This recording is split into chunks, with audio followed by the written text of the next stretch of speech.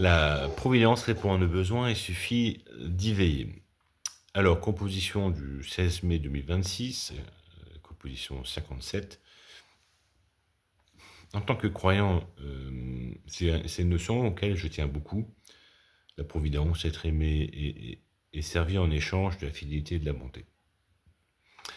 Mais ici, on va plutôt aborder la question de l'ontologie, arriver sur le comportement, et je laisse à d'autres youtubeurs, d'autres influenceurs qui font très bien ce travail-là d'évangélisation et de lire la Providence à travers les témoignages et les biographies des grands du temps passé.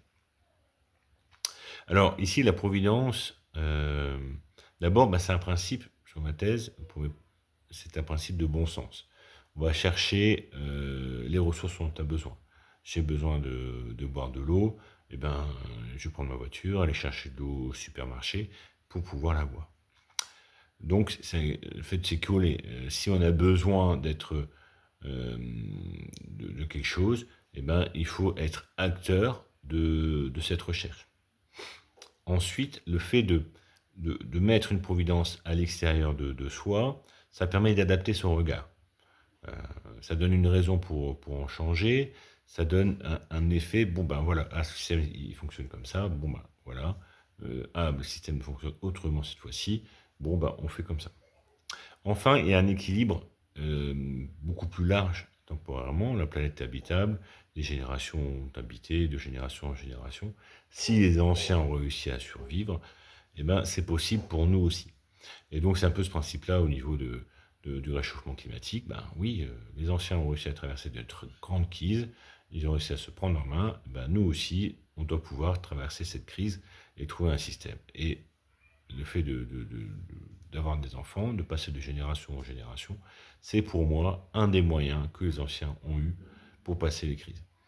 Et donc, pareil, pour passer ce problème de crise climatique, pour moi, le fait de multiplier nos chances de trouver la personne qui aura les bonnes clés, les bonnes solutions, c'est un moyen de réussir à passer cette crise. Alors, est-ce que donc ce système nous introduit, nous amène donc à notre antithèse. C'est-à-dire que dans ce phénomène des crises, il y a des gens qui sont éliminés. Est-ce que le malheur des autres peut être finalement mon bonheur? Est-ce que je peux voir une opportunité dans l'échec des autres? Et cette question, finalement, est une question profondément morale. Doit-il y avoir des pauvres pour qu'il y ait des riches? Doit-on écraser le faible dans la compétition sociale? La nature est-elle prédation ou coopération? Dans l'affirmation de la coopération, il paraît donc légitime qu'il faut accepter d'être à la fois le pauvre, d'être accepté d'être la victime, d'accepter d'être le perdant. Sinon, la course devient totale, obsédante, et elle contraint autant le gagnant que le perdant sur la nécessité de gagner. Pour ma part, je refuse d'entrer dans ce système de prédation, de compétition à tout va, et je préfère le système de coopération. Ça nous amène donc à notre synthèse. Il y a un principe de loyauté dans le système auquel on contribue. Acheter des produits locaux, chez des petits commerçants, des petits artisans, c'est contribuer à ce système local. Des gens qui travaillent petitement, et en face, on a des consommateurs qui consomment petitement. On est acteur, on devient beaucoup plus que acheteur-vendeur, mais un producteur avec un consommateur, avec une relation au milieu.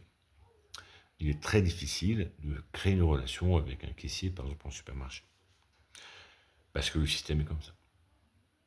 Je ne rentre pas dans une culpabilisation, même si la culpabilisation appartient à chacun, mais dans un système d'adhésion. Il en va de même pour nos loisirs, pour nos emplois et bien sûr pour notre vote. Voter, donner, adhérer sont des gestes de même nature. Participer à un système mutualiste pour répondre à un besoin qui est le nôtre, ou répondre, par notre travail, à un besoin de quelqu'un d'autre.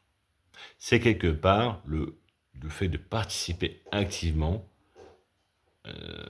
au travail et au travail collectif. C'est ainsi qu'on sort du rôle passif du consommateur pour devenir un acteur de la société qui tantôt achète, tantôt dépense, tantôt gagne, tantôt paye. Au final, cette composition relie nos idéaux à nos besoins primaires. Qu'on le veuille ou pas, nous sommes acteurs de cette société. Quelle société dessinons-nous? Répondez donc en commentaire pour vous tendre la perche. Quelle société donc construisez-vous? À très bientôt, au revoir.